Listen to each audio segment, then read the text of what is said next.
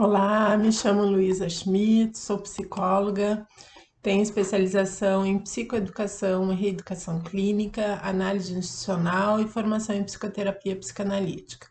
Hoje gostaria de agradecer a oportunidade dada pelo Instituto dos Advogados do Rio Grande do Sul, através de sua presidente, a doutora Sulamita Santos Cabral, e a coordenadora do Grupo de Estudos de Direito da Família, a doutora Liane Bestetti. Atualmente sou psicoterapeuta, realizo perícias e faço parte da equipe de voluntários do primeiro Juizado de Violência Doméstica e Familiar contra a Mulher de Porto Alegre, local em que realizo atendimentos a vítimas e coordeno grupos reflexivos de gênero com autores de violência. Fui convidada a falar sobre o trabalho que realizamos no primeiro Juizado de Violência Doméstica e Familiar, com os autores de violência, em grupos reflexivos de gênero. Estruturei minha fala em 3 assuntos: os postulados teóricos que guiam o trabalho, um pouco sobre o funcionamento grupal e o grupo reflexivo de gênero propriamente dito. Me parece apropriado começarmos falando sobre questões sociais e culturais referente às origens da violência. Consideramos um aprendizado social que inicia na infância e promove o confinamento dos homens num papel tradicional do sexo masculino, limitando a experiência deles nas mais variadas áreas da vida. Nesse sentido, os homens são socializados desde meninos a utilizar a violência, que é naturalizada, que é muitas vezes admirada, e eles são estimulados a não expressar seus sentimentos, emoções. Muitas vezes essas são percebidas como femininas. Numa análise inicial, é possível apontar diversas causas para a violência, com várias motivações sociais e individuais, mas ressaltamos, todas elas, em última análise, estão conectadas de alguma maneira com a desigualdade de gênero. Ao analisar os comportamentos que resultam na violência doméstica, é possível observar um padrão de masculinidade. A violência contra as mulheres deve ser compreendida como parte de um contexto socioeconômico e cultural que, historicamente, discrimina o sexo feminino. A manutenção dessas discriminações tem como consequência um conjunto de situações desvantajosas para as mulheres, que reforçam e são reforçadas por práticas de violência física, sexual e psicológica. Nesse sentido, a violência contra as mulheres tem fundamentos estruturais e tem sido um dos mecanismos sociais principais para impedi-las a ter acesso e posições de igualdade em todas as esferas da vida social, incluindo a vida privada. Essa violência expressa, assim, uma dominação masculina de amplo espectro, para além das ofensas físicas, sexuais e psicológicas. É uma violência difusa e muitas vezes tolerada e não visibilizada, especialmente quando ocorre na família, retirando da vítima o acesso aos mecanismos de proteção. Na maioria das vezes, a violência é agravada por determinadas características das mulheres e por isso torna-se necessário compreender que a população feminina não é um conjunto abstrato e indiferenciado de indivíduos do mesmo sexo, mas também diferenciam-se internamente, evidenciando múltiplas vulnerabilidades sociais que agudizam os impactos da violência. A incorporação desse modelo hegemônico de masculinidade, embora possa aparentemente trazer vantagens aos homens, como mais poder e oportunidades, a longo prazo pode produzir resultados como a insatisfação, a inabilidade para o diálogo, além da falta de controle na expressão de sentimentos e necessidades. Em 2016, foi realizada uma pesquisa pela plataforma Papo de Homem e pela ONU Mulheres sobre precisamos falar com os homens. Essa pesquisa apontou que 66,5% dos homens não falam com amigos sobre sentimentos e medos e que 56,5% dos homens gostariam de ter uma relação mais próxima com os amigos, expressando mais afeto e podendo falar sobre sentimentos e dúvidas. E é nesse sentido de repensar esses estereótipos e papéis que automaticamente vão sendo impostos pela sociedade que os grupos reflexivos de gênero atuam. É importante a existência de espaços como dos grupos que não incluam a violência, que permitam o diálogo e que os homens possam expressar sentimentos. O machismo é estrutural, mas não nasceu com as pessoas. Não é uma característica inata que se pode ver. Então, o que precisamos é refletir sobre cultura, olhar para a história e tentar entender por que se pensava até bem pouco tempo atrás que as mulheres não tinham capacidade para isso, para aquilo. A responsabilidade das doutrinas educacionais, jurídicas, científicas que contribuíram para colocar a mulher nesse papel, nessa posição. Precisamos repensar tudo isso. O feminismo teve grande influência nos estudos sobre masculinidades, teorias feministas de promoção de igualdade e de autonomia das mulheres, impulsionando leis e mudanças sociais, e na contemporaneidade introduzindo o homem como implicado nesta mudança. Para alguns atores, e nesse momento cito o Rox, a masculinidade está em crise porque o homem tem se tornado homem à custa da destruição de sua sensibilidade, de sua feminilidade, de sua vulnerabilidade, de sua criatividade e também por não fazer disso um instrumento de força interna. Através de preceitos de que o homem não chora, o homem tem que ser forte, que desde meninos os homens aprendem a evitar seus sentimentos, por isso se demonstra fragilidade. Isso é feito às custas de um prejuízo estrutural. A identidade masculina se constrói ao se separar da mãe e de sua própria identidade proto-feminina e se identificar com seu pai, apoiado na cultura, muitas vezes deficiente. A identidade masculina é, então, fraturada, frágil e truncada. Os homens são treinados para ser racionais e violentos e para excluir áreas inteiras da existência e do sentimento. Ao colocar em questão a construção das masculinidades, estamos questionando relações desiguais, baseadas no poder e na violência para assegurar a subordinação. Estamos falando em discriminação daqueles e daquelas que se opõem ao modelo hegemônico. Devemos nos comprometer com uma educação de qualidade e crítica que deveria ser acessível a todos e todas. Os grupos de reflexão seriam um espaço de convivência e uma forma de resistência contra o modelo social que ainda discrimina as mulheres e meninas e coloca o Brasil no ranking das violências contra elas e contra a população negra e também a população LGBTI.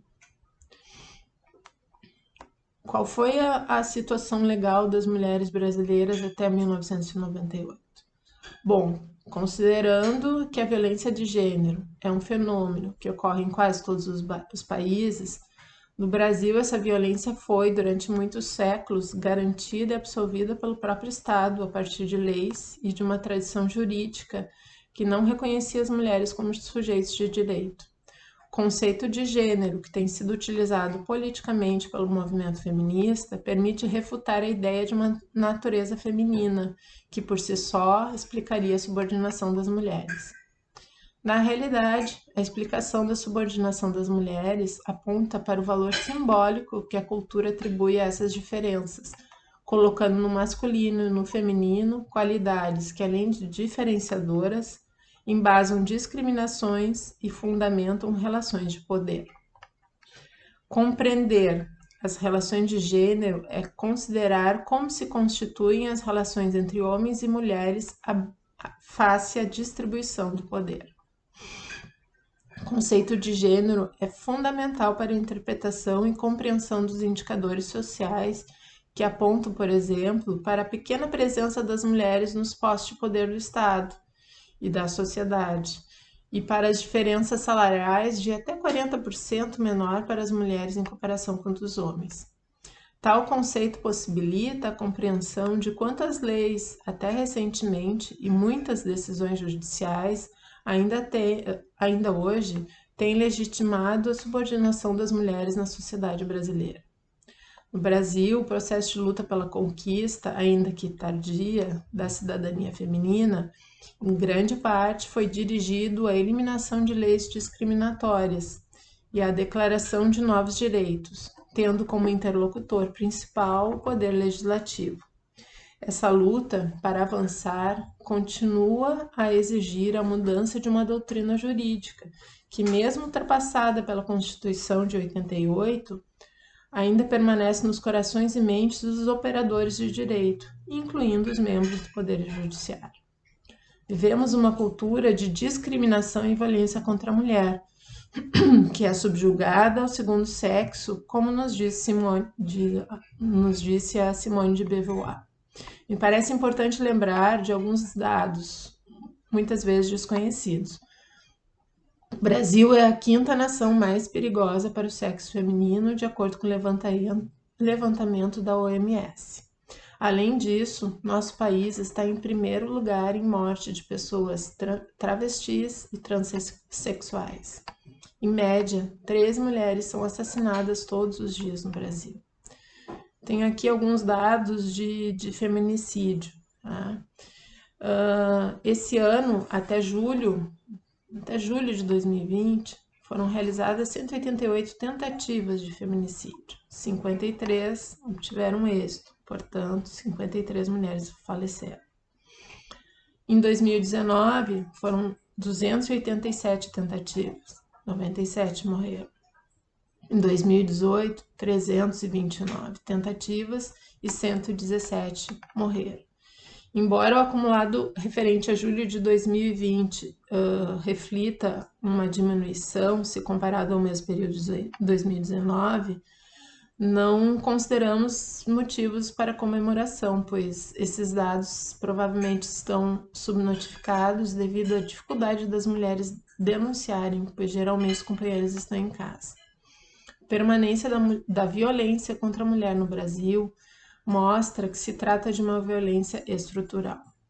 Em 2001, o Brasil foi responsabilizado internacionalmente pela forma negligente com que tratava os casos de violência doméstica e obrigado a mudar as leis do país. Vários movimentos feministas estavam acontecendo e pressionando mudanças.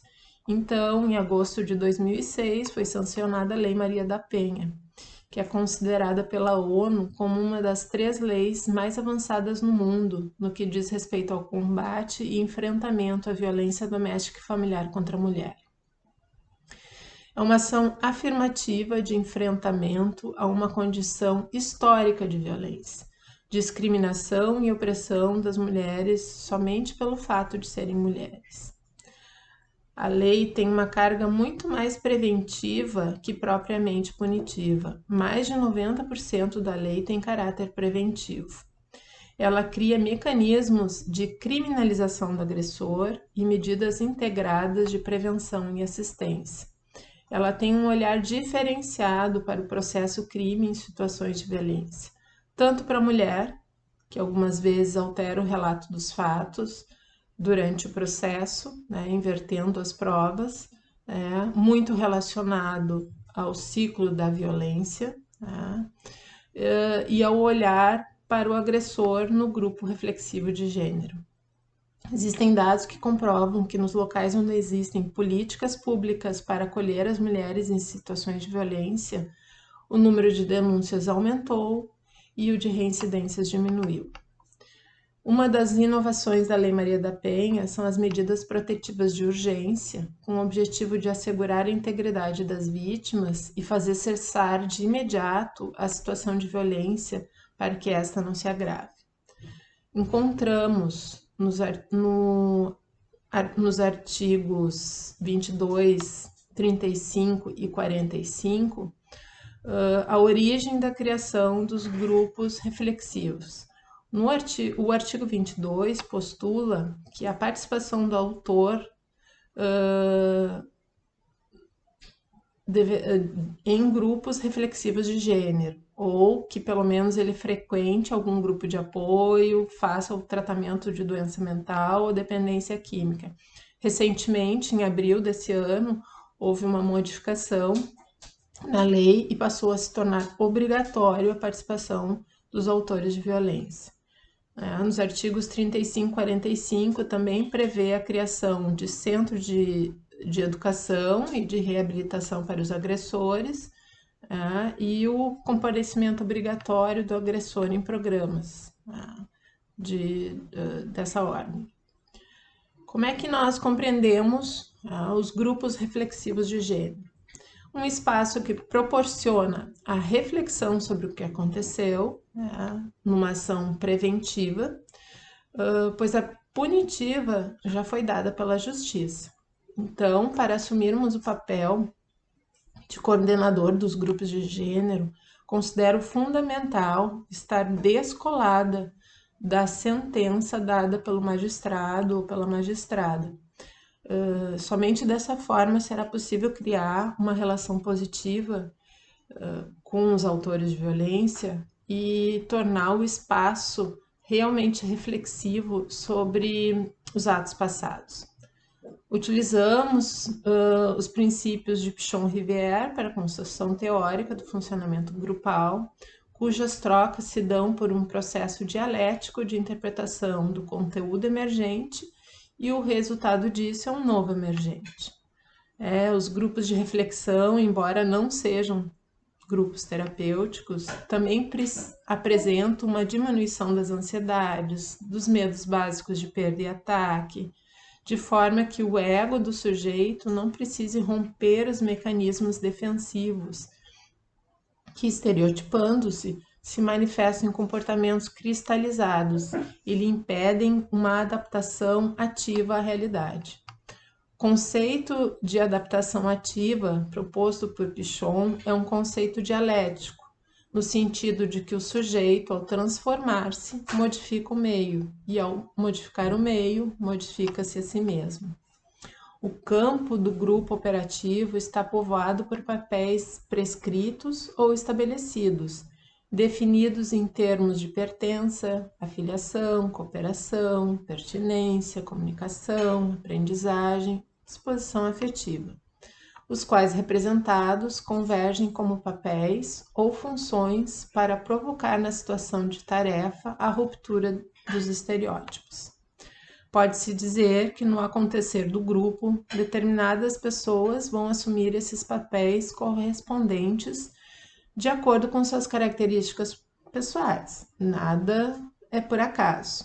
É no interjogo desses papéis que o grupo se estrutura. Eles não são estereotipados, mas funcionais e rotativos. Então, é comum as pessoas experimentarem vários papéis,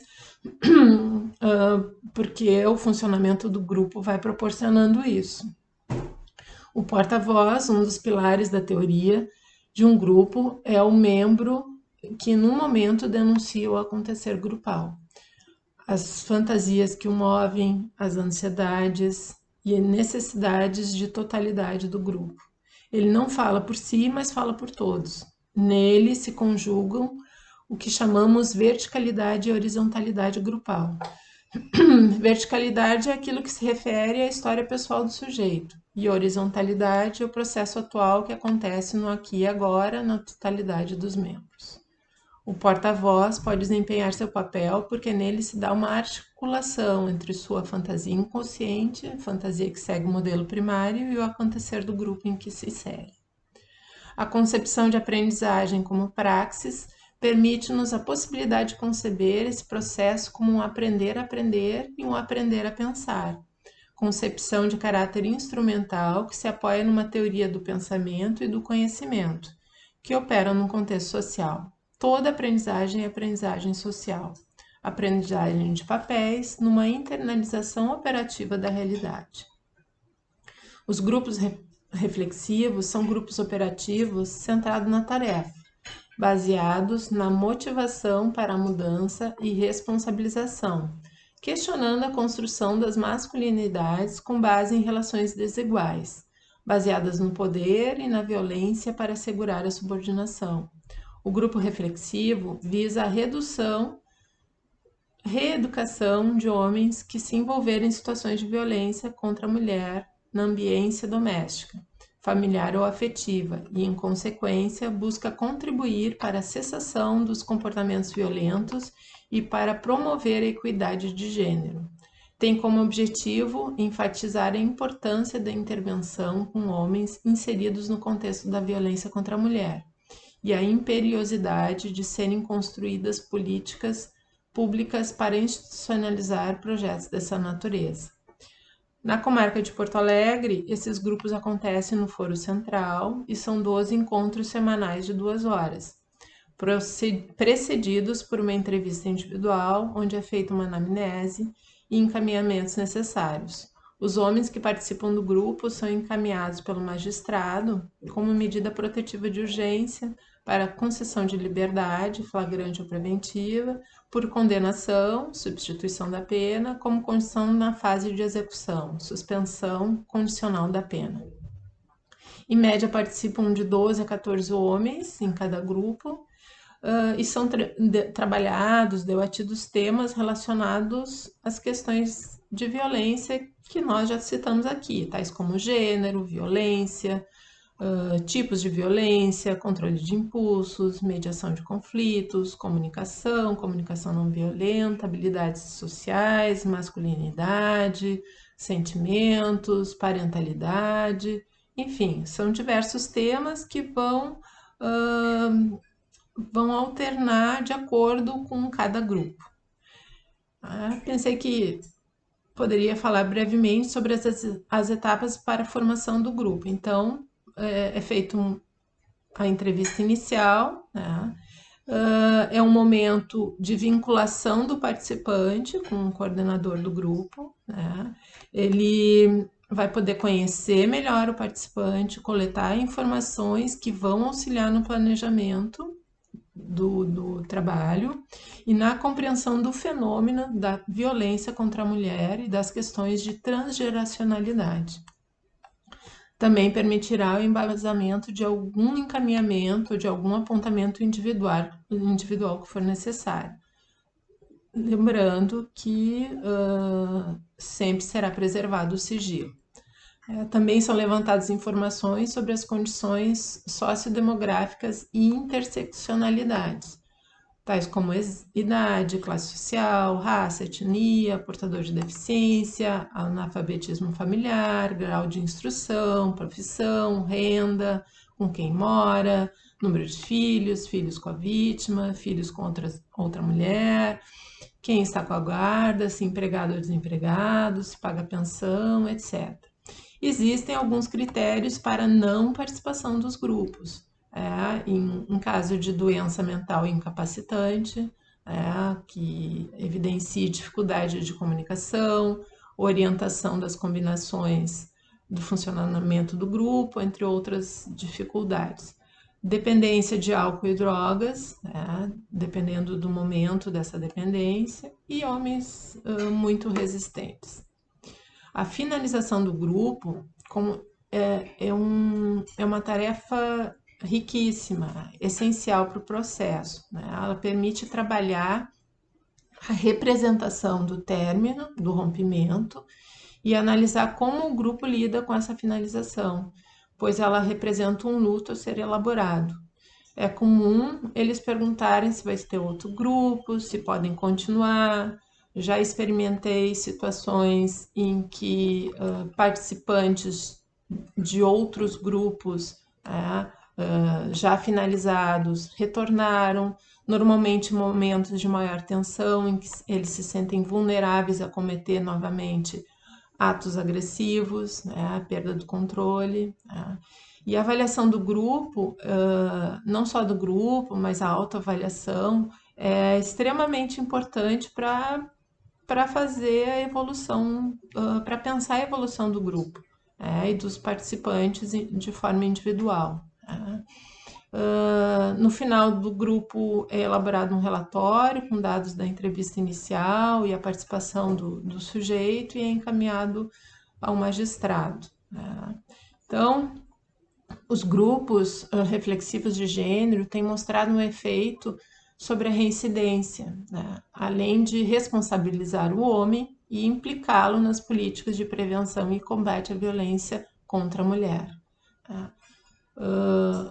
Ele continua respondendo ao processo em que ele foi acusado. Ele foi punido, mas é dada a oportunidade dele para repensar o que aconteceu e o envolvimento dele no que ocorreu. Desde 2011, acontecem os grupos reflexivos no primeiro Juizado de Violência Doméstica e Familiar contra a Mulher na comarca de Porto Alegre. Atualmente, no Rio Grande do Sul, são realizados os grupos em 43 comarcas. Até 2018, 600 homens participaram dos grupos e somente 26 reincidiram. Em 2019, participaram 107 e 4 reincidiram. Então, é uma média, um percentual de reincidência em torno de 3%. Durante a pandemia, se fala de um possível aumento da reincidência contra a violência, em relação à violência contra a mulher, e alguns fatores são atribuídos a esse aumento. As perdas financeiras, a empregabilidade diminuída, o desemprego, o aumento do medo, a existência de um inimigo oculto, um vírus que é todo poderoso e onipresente, o uso abusivo de álcool e drogas, e o homem acaba exercendo um maior controle e domínio sobre a mulher, já que no vírus ele não é mais forte do que ele, então ele acaba reagindo de uma forma mais agressiva em relação à mulher. Entendemos que, além de ações com os homens, necessitamos de políticas públicas de prevenção com ações nas escolas, bem como de políticas públicas que visem a autonomia da mulher e melhoria das condições básicas, de saúde, de proteção e de educação. Considero denso e espinhoso esse tema, mas se desejamos uma sociedade melhor, precisamos falar sobre ele. Muito temos a aprofundar, mas me parece apropriado concluir nesse momento. Então, gostaria de agradecer novamente a oportunidade e me colocar à disposição. Cuidem-se e fiquem bem.